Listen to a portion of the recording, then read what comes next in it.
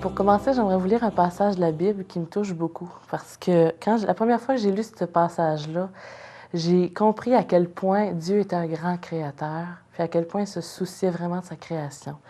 Dans Psaume 139, versets 13 à 16, ça dit « C'est toi qui as formé mes reins, qui m'as tissé dans le sein de ma mère. Je te loue de ce que je suis une créature si merveilleuse. Tes œuvres sont admirables et mon âme le reconnaît bien.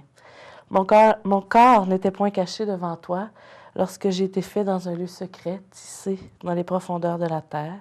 Quand j'étais une masse informe, tes yeux me voyaient, et sur ton livre étaient tous inscrits les jours qui m'étaient destinés, avant qu'aucun d'eux existe. » C'est grand, c'est merveilleux, parce que déjà dans le ventre de ma mère, le Seigneur, il connaissait mon nom.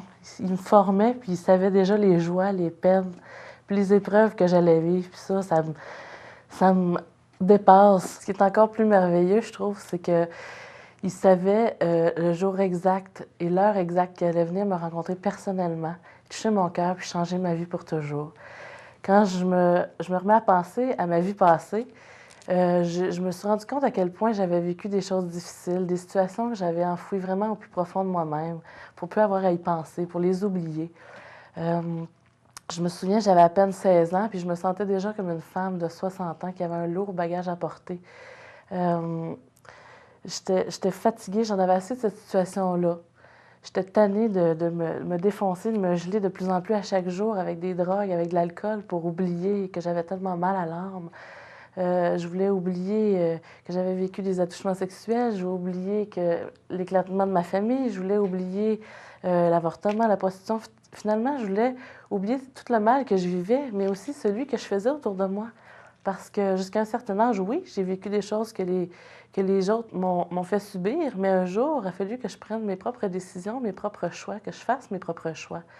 Puis je n'ai pas fait les bons parce que pendant longtemps, j'ai vécu cette vie de débauche-là, de malheur-là. Et j'étais vraiment profondément toujours dans la tristesse et dans l'angoisse. Et un jour, au mois de février 97, le Seigneur est venu me poser une question. Simplement et doucement, il est venu me demander si j'en avais assez de cette triste vie sans but ou si je voulais continuer encore à descendre plus bas. À ce moment-là, je n'ai pas été capable de résister plus longtemps. C'est pas que je me sentais forcée à faire quoi que ce soit, c'est le Seigneur qui m'ouvrait les yeux, il me faisait saisir une partie de son si grand amour pour moi. Je me sens pressée de lui dire que, oh oui Seigneur, j'en avais assez de cette vie-là, je lui donnais ma vie et que oui, elle lui appartenait désormais et qu'il pouvait en faire ce qu'il voulait. Par la suite, le Seigneur m'a amené aussi à voir au travers de ses yeux la gravité de mon péché. Et il m'a amené à la repentance. Puis c'est en lui demandant pardon que j'ai pu être libre de mon passé si ténébreux. Parce que pendant longtemps, j'ai traîné ce si lourd fardeau sur mes épaules qui m'emmenait à vivre de la honte, de la culpabilité et une si grande solitude. Aujourd'hui, quand je repense à mon passé, mais surtout quand il y a des souvenirs douloureux qui me reviennent en tête, je peux remercier de tout mon cœur le Seigneur parce qu'il avait toujours été là pour moi, à chaque situation, parce que dans ce que j'ai vécu, ça aurait pu toujours être pire. Rien n'est possible à Dieu et je glorifie son nom pour ce qu'il a fait, pour ce qu'il fait et pour ce qu'il fera dans mon cœur, parce qu'il a commencé une œuvre merveilleuse en moi, puis il n'a pas terminé. Il me nourrit, puis il m'enseigne par sa parole. Et une chose qu'il m'a montré, entre autres, c'est qu'il n'est pas mort à la croix juste pour moi. Il est mort aussi pour mes amis, pour mes voisins, pour ma famille, pour tout le monde. Le Seigneur m'a montré tout l'amour qu'il avait pour moi, malgré le fait que je l'ai rejeté si longtemps. Il m'a rendu témoin d'une chose extraordinaire. Puis aujourd'hui, je ne peux pas garder ça pour moi puis rien faire avec. Aujourd'hui, par sa grâce, il me donne la liberté de parler, de partager les souffrances et les peines que j'ai vécues. Mais ce qu'il veut davantage que je fasse, c'est de partager sa belle histoire d'amour avec moi. C'est un Dieu fidèle qui m'a fait le privilège de venir me rencontrer il y a environ 8 ans. Et c'est encore un Dieu qui est fidèle aujourd'hui avec moi à chacun de mes pas. Il m'a donné la grâce de me faire goûter son amour. Et aujourd'hui, mon seul désir, c'est vraiment de servir et d'obéir à sa parole. Je ne suis pas capable de le faire par mes propres forces, mais c'est Jésus qui vit en moi, qui me donne le vouloir et le faire. Tout à l'heure, quand j'ai commencé, j'ai partagé un passage dans la Bible, mais j'aimerais aussi terminer par un autre passage qui me tient particulièrement à cœur, parce que le Seigneur a vraiment changé mon cœur, il a changé ma façon de penser. Puis il a ancré vraiment une assurance au plus profond de moi pour son amour pour moi, justement.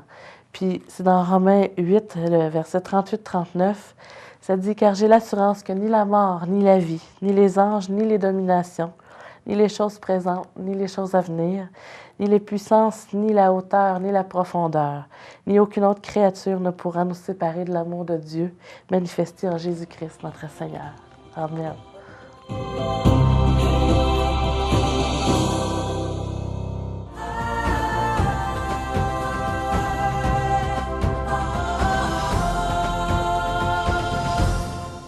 Découvrons aujourd'hui celui qui libère les plus mal pris.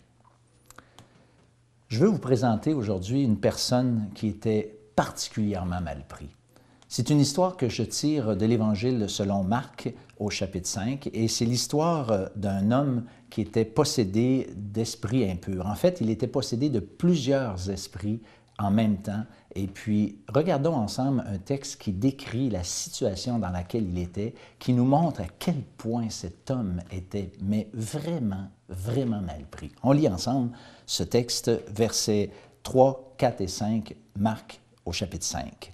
« Cet homme avait sa demeure dans les sépulcres, et personne ne pouvait plus le lier, même avec une chaîne, car souvent il avait eu les fers aux pieds et avait été lié de chaînes. Mais il avait rompu les chaînes et brisé les fers, et personne n'avait la force de le dompter.